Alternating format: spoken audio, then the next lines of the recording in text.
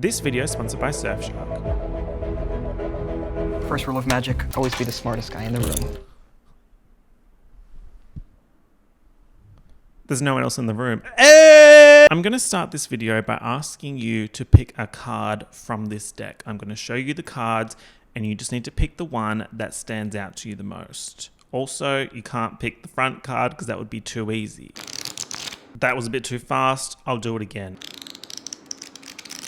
Oh, what's this? Is this your card? It better be. Hello everyone, welcome to Mike's Mike. My name is Mike and welcome to the first video of 2025. And I don't mean my first video of 2025, I mean this is the first video uploaded to YouTube in 2025. In this video, I'm going to be talking about the first movie that I watched this year, Now You See Me. The more you think you see, the easier it'll be to fool you. Which is an ultimately ridiculous but very fun movie. Tonight, we are going to rob a bank. That's a lot of excitement for a crime. I will not be talking about the second movie, which is bad. And not just because they didn't call it Now You Don't, like hello, missed opportunity. Hello, missed opportunity. How are you? How are the kids? Are they ready for the new school year? Actually, yes, I will talk a little bit about it because I have things to say. But I need you to know that even though I didn't like the second movie, I'm still really looking forward to the third movie, which is apparently coming out at the end of this year. And that is a testament to how much I like this first movie.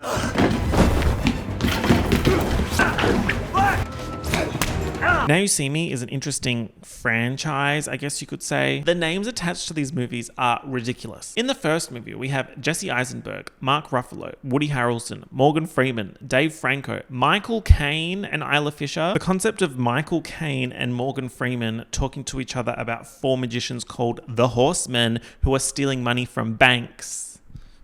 Yeah, that's appealing to me. The synopsis of this first movie is an FBI agent and an Interpol detective track a team of illusionists who pull off bank heists during their performances and reward their audiences with the money. They're Robin Hood tea. Robin Hood, your enders are here. That synopsis I just read, it's so, how to describe? Straight men talking at a bar equivalent of the Now You See Me plot. Like it's true, but there's so much more to it. And the girls understand it. Also, the start of that description is actually my main issue with this movie. There's just too much happening. The interplay between the Interpol agent and the FBI agent. Like, bro, I don't actually care about their relationship. Let's focus on the magic. Guys, let's focus on the magic. Because the closer you look, the less you'll actually see. Now, this is, of course, a heist movie because they're stealing things. Like bro is stealing. But it's sort of a half heist movie because we don't see the team setting up their heist or doing the usual like, oh my god, the XYZ machine's not working, we need to use something else. Or, oh my god, there's another camera that they have that we didn't know about, etc, etc. They just sort of do their shit. And then how they did it is explained to us as the audience. At the same time, it's explained to the police. If it's explained at all, which brings me to something that I'm going to do throughout these Now You See Me discussions. I will be deciding if these magic tricks are believable or not believable. And not in terms of believing if said trick looks like magic, but more so in terms of, is it believable that a real life magician could pull off this trick? Essentially, is it possible? Now guys, you know what's kind of like low-key magical? The powers of Surfshark VPN, right. This video is sponsored by Surfshark. Surfshark VPN, or Virtual Private Network, encrypts all of the information sent between your device and the internet, keeping your online identity safe. Like, look at this bag of tricks. Surfshark has over 3,200 servers in 100 countries, so you can access and unblock content libraries and streaming services from all over the world. The first heist that the gang do in this movie involves a sudden location switch from Las Vegas to Paris. Hello, you can do that with Surfshark. Pick a card, any card. Oh, was this your card? The over 3,200 servers in 100 countries? With Surfshark, protection is not an illusion. No. Surfshark VPN secures your personal information and encrypts your online data so you can browse safely. Also, the Clean Web feature blocks ads, trackers, malware, and phishing attempts. And Surfshark doesn't track you or store activity logs of what you do online either. You can also connect multiple devices on the one account, so personal phone, business phone, magic phone. Go to surfshark.com/MikesMike. That's MIKESMIC, or click the link in the description for 4 extra months of Surfshark. And Surfshark offers a 30-day money-back guarantee, so there's no risk to try it out. Thank you to Surfshark for sponsoring this video. Let's crack on. One of my favorite things about this movie is the very start of it. Come in close. Closer. We are introduced to our 4 main illusionists through them showing off to an audience and to us as the viewer why they're the best in the world at what they do. Because the more you think you see, the easier it'll be to fool you. First up, Jesse Eisenberg's Daniel Atlas. He's doing a little card trick. He gets a girl to pick a card, she picks one. Not this one. That's too obvious. That was too fast. I'll do it again.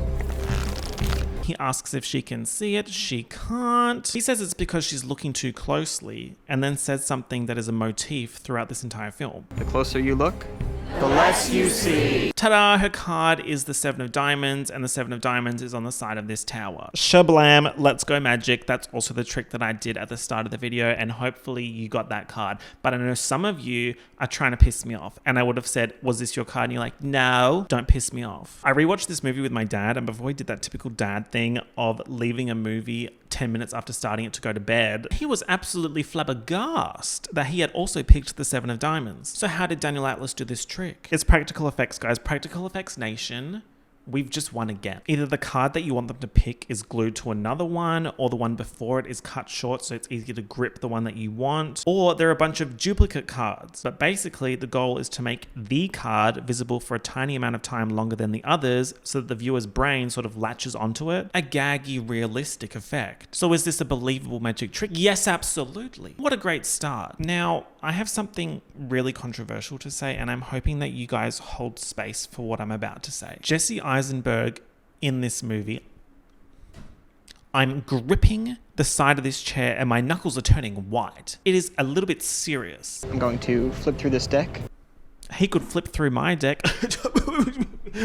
I know some people think he looks fuck-ass in this movie with the Bieber swoop, but I'm such a contrarian in the way that I think he's actually never looked better. Also, for some reason internally, I have given Jesse Eisenberg a lisp. I can't explain, nor will I be bullied into explaining. Come in close. No.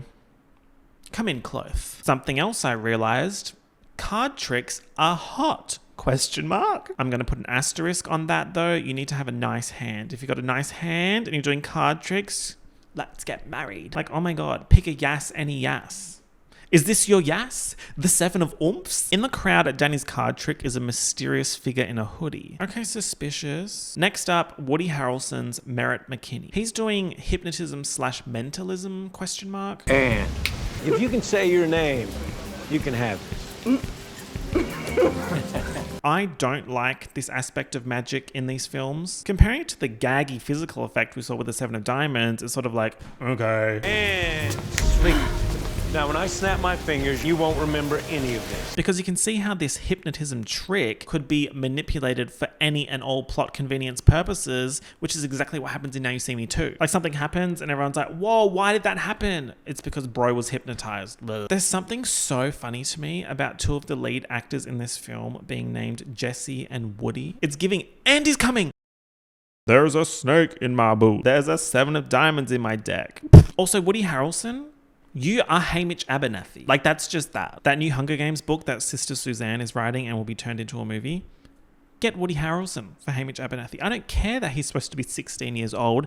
Get Woody. Also, I hate to say it, but Mike's public opinion of Woody Harrelson went down after I watched Now You See Me Too. And I'll explain a little bit later as to why Woody Harrelson is catching strays from that. But this movie's good. Anyway, that hooded figure is watching him do his tricks too. Next up, young Dave Franco's Jack Wilder is bending a spoon on a boat. But it's all for show. And what his actual trick is sleight of hand. That's what I wish I could do. I want those nachos in particular. Like Matt Damon's character in Ocean's 11. A little bit of petty theft. Smaller, more attractive Franco, I never really understood you. Of course, hoodie guy is watching. Next up, Isla Fisher as Henley Reeves, who's locked to the bottom of a water tank. She has to get out in under 60 seconds, at which point piranhas will be dropped in the tank. She's struggling with the chains and the locks. It looks like she's drowning.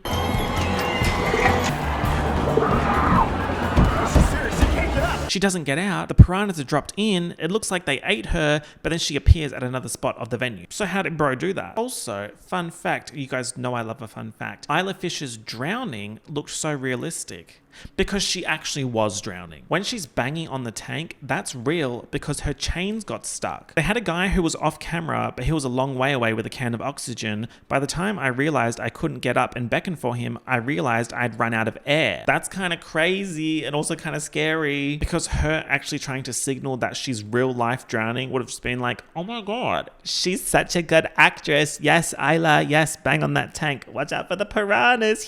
Although her escaping and then popping up at another spot, it's not possible. There are similar real escape tricks, but her popping up in a completely different location in that time frame. And of course, there's Hoodie Guy. Am I allowed to say that I auditioned for something that Isla Fisher was going to star in? Can I say that? I think I can, because she didn't end up doing it and I didn't hear back after the audition. But Isla, we could have been co-workers. Isla Fisher. Isle of Fisher. Isle official. Each of our 4 illusionists receives a card from a mysterious organization. For example, here's one in Henley's piranha tank. The card has a date and address on it. Perhaps the hoodie person put them there? So they all go to the meeting spot. There's just something about a diva crossing a road in New York. Devil Wears Prada nachos, Carrie Bradshaw nachos. Speaking of, I'm actually doing a Sex and the City mini recap-esque series over on Instagram stories, where I'll watch an episode and then write some thoughts about it and show some clips, which I'm enjoying. So if you want to join in on that, feel free to follow me on Instagram. I'm putting them in a saved highlight thing on my profile too. Anyway, we find out that Danny and Henley know each other. She used to be his assistant and he's a bit dismissive of her. I think you know exactly what I've been up to, Danny. I saw all your anonymous posting on my website. That was kind of giving Jesse Eisen Zuckerberg. Not this movie being Social Network 2. Our youngest illusionist, Jack Wilder, picks the lock for this door. Oh my God, he's so resourceful. It's a random ratty apartment. There's a card on the floor that says, now you don't. Yes! They solve a floor puzzle and it unlocks this crazy holographic display of blueprints. Iron Man, you're nothing. You're over. You're a piece of tin. Remember for later that this organization has this in-house holographic capability, okay? Let's cut to some 12-ish months in the future. Our 4 illusionists are now called the 4 Horsemen, and they have an elaborate magic show planned in Las Vegas backed by an Arthur Tressler. They've got this Yassi logo. They're talking about for our final trick, we're gonna rob a bank. We are going to rob a bank. Morgan Freeman's in the audience and he's recording, so you can't be recording. Let me confiscate that camera. Oh, no stress, I've got another one. The Horsemen get people to pick ping pong balls with section, row, and seat numbers on it to randomly select someone whose bank they're gonna rob. B513. Could you please tell us your name and the name of your bank? Étienne Forcier, Crédit Républicain de Paris. Crédit Républicain de Paris. Yeah, I'm a native speaker. He's kind of giving French RDJ. They bring him on stage and get him to sign a playing card. While doing so, they shout out their benefactor, Arthur Tressler, played by Michael Caine. Ladies and gentlemen, Arthur Tressler. He's like a mega rich multi-company owner. Crazy casting. I, of course, feel an affinity to Michael Caine because his name is Michael, like that's oomph kinda. But I also associate 2 other things with Michael Caine. The first being Alfred in the Dark Knight trilogy, which I'm actually going to see all 3 movies back to back at the IMAX this afternoon. Umfred Penny, yes. The second being his tweet when he quoted Batman Begins. Why do we fall? So we can learn to pick ourselves up. Batman Begin. That's Batman Begin. Singular. Or I guess you could also read his tweet as Batman, begin, like an instruction. Batman. Begin. Michael Caine and Morgan Freeman definitely both have a minor case of do anything-itis. Like they just kind of take any project, and I love that. So the Horsemen are on the stage with Etienne Forcier and they're gonna rob this bank. This contraption appears on stage. The way it appears on stage... Don't piss me off, not possible. So the contraption fires, Etienne disappears and reappears in the vault of his bank in Paris, ? He puts that playing card he signed in the middle of the stack of money. The money starts getting sucked up into a vent while the Parisian bank workers arrive at the bank and notice it's empty with just the signed playing card left. The money that's just been stolen is falling around the audience at the Vegas show. They just robbed the bank and gave the money to everyone at the show. Robin Hood, they are playing with your nachos. They are playing with your food. Enter Mark Ruffalo's FBI agent Dylan Rhodes and Alma Dre from Interpol, who is not Claire Danes and not non-Claire Danes from Gossip Girl. The Horsemen are arrested and questioned, as is Etienne, who is useless because he thinks the magic is real. It was real to me. Dylan Rhodes is sort of like, bada bing, bada boom. I'm the serious FBI agent. This shit's so silly to me. And he won't take Alma seriously either. Why French lady here? Who is she? Who invited her? When Rhodes questions Danny, Danny's going on about how the horsemen are so far ahead of the police and says, at no time will you be anywhere other than exactly where I want you to be. And then drops our favorite gem, the closer you think you are, the less you'll actually see. And then he does this. I'm gonna nail you. Something wrong with that soda, miss? I googled it. Apparently somehow possible because the cuffs auto-lock. Assuming Danny was able to unlock the cuffs at some point. The Pepsi bit though? No, not possible. It would seem thing in the drink tricks are possible by slipping the thing in the drink as they're opening it for the audience. But here the key is already in the drink before it's opened.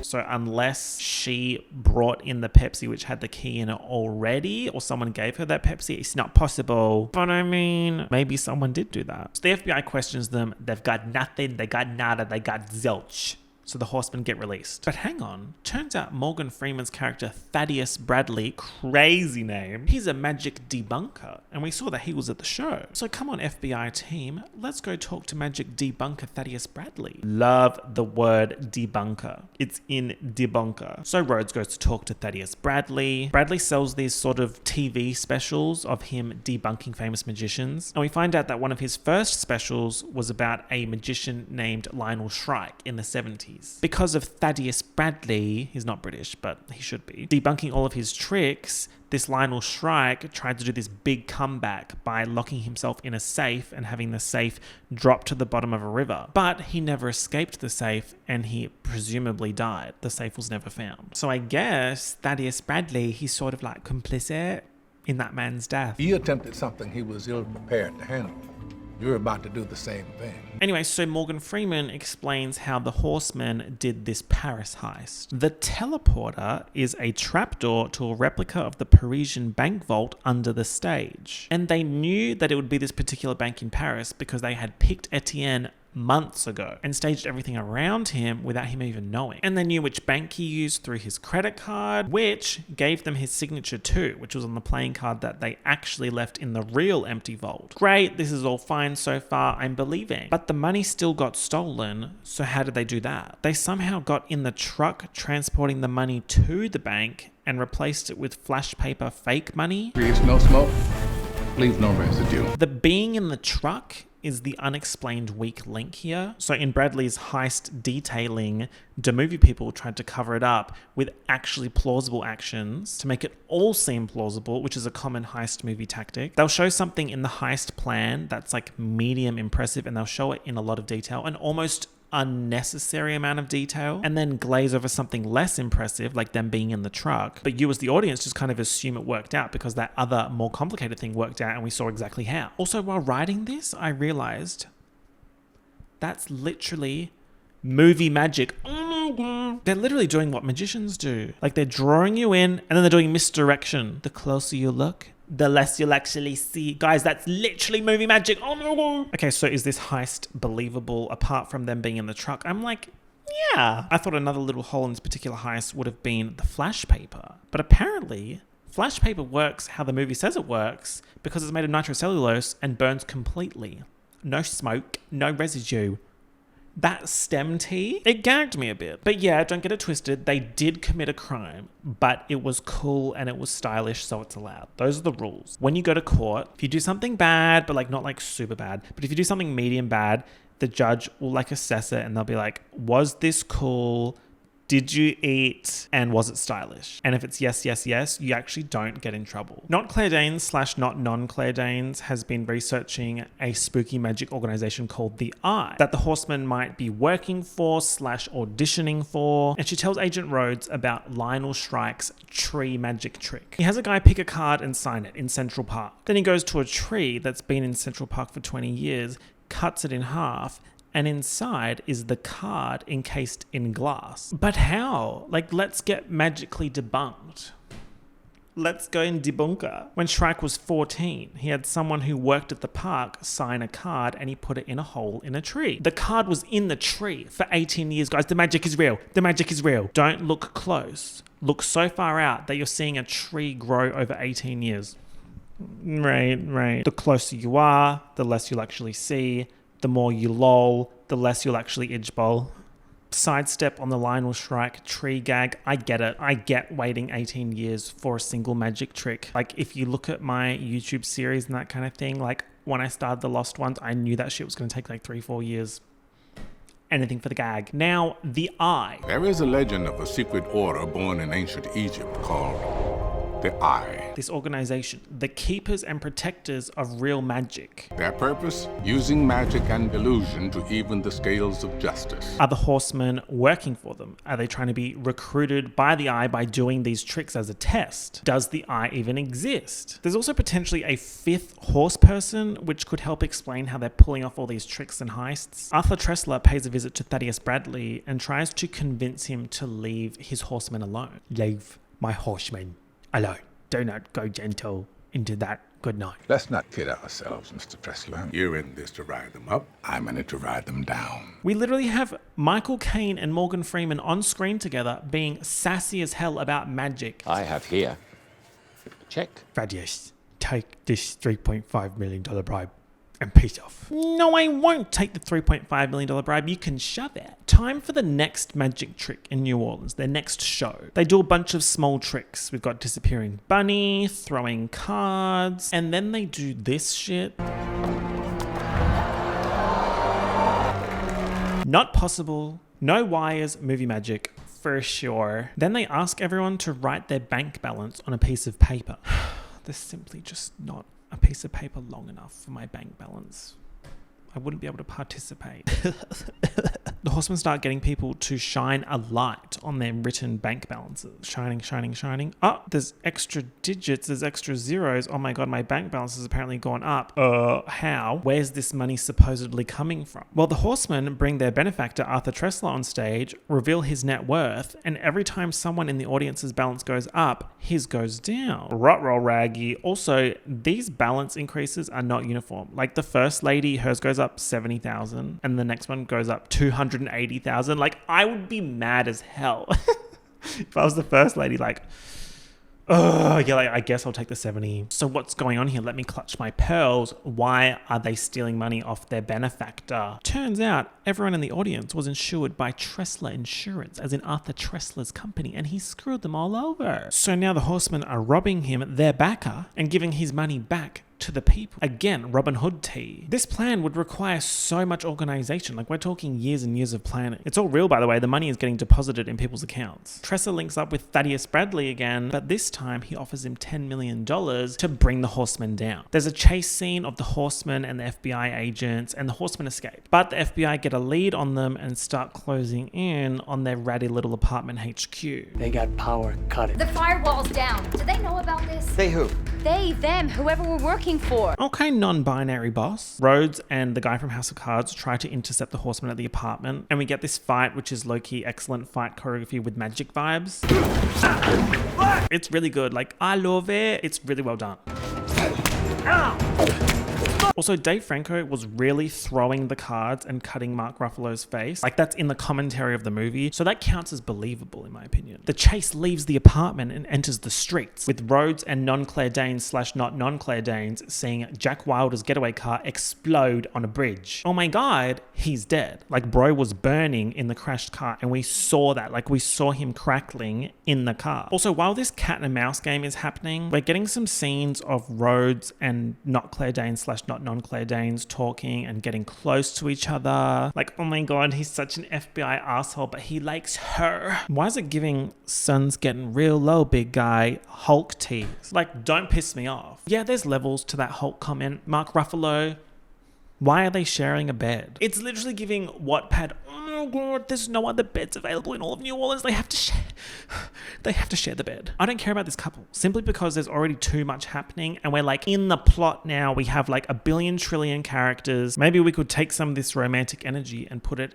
in the group, start some drama. We know Henley and Danny used to sort of be a thing maybe, so why don't we put more time there? Or let's spend more time on character development for our main characters rather than random agent love B-plot. We do get character development, especially for Daniel Atlas, but it's quite light just because there's so many characters that we have to distribute the screen time across. After they don't catch the horseman, Rhodes starts suspecting that non-Claire Danes is the fifth horse they anyway. Then he suspects Thaddeus Bradley is the fifth horse they. Look who it is, the fifth horseman. Are you kidding? You guys are still idiots. Like, bro is tanking. He's literally just throwing spaghetti at the wall. The FBI finally get ahead and have a lead on what the horse them's last trick heist target's going to be. It's a vault in Queens. They go to secure this vault and it's gone. It's just been loaded into a truck. So they stop the truck and get the vault. Yay, let's go team. Great job, everyone. Let's get donuts. Except they didn't get the vault, did they? It's full of balloon animals. Misdirection. Oh my God, I could not believe it. The closer you look, the less you actually see. The horsemen post on YouTube about their upcoming last trick at 5 Points Queens. Okay, YouTubers. They're kind of like my colleagues. So it's time for this final trick. We had Vegas, we had New Orleans, now we've got Queens, New York. The three alive horsemen start a little light display on a building talking about magic and saying how magic is inherently fun and about trust. And we've been stealing low-key, so we're going to set it right tonight. Okay, whatever that means. There's another little monologue about magic, and then they do this. What the fuck? At first I was like, okay. They're doing real magic. REAL magic, CC, magic is real, BCC, the eye is real. But then I thought maybe they're just using holographic projectors. We know they've got budget and they did something similar at the apartment at the start of the movie that they go to after getting their cards. Maybe you weren't expecting me to say this, but I'm going to say that this trick, them turning into money, is believable in the context of the movie. I don't think we've got that holographic technology in our world, but in their world, we've already seen it. So I think it's believable. Plus, don't forget, they're a bunch of fucking stunt queens. Them basically being like, yeah, watch me jump off this roof and turn into money. If you saw Now You See Me when it came out, this would be the one scene you remember. Every time I mentioned to someone that I was talking about this movie, they would talk about the scene where they turn into money. Everyone remembers where they were when the horse them turned into money. Oh, by the way, this is the money from the vault that the FBI agents tracked but got the wrong one, right? Nope. They tricked them again. The three horsemen run across a rooftop, #escape. Rhodes and non-Claire Danes didn't catch them in time, but they caught each other. So I guess this is it. Is it? Shut the hell up. I don't give a fuck. So where's the real money from the real vault? Where is the money that she went to work and stole herself?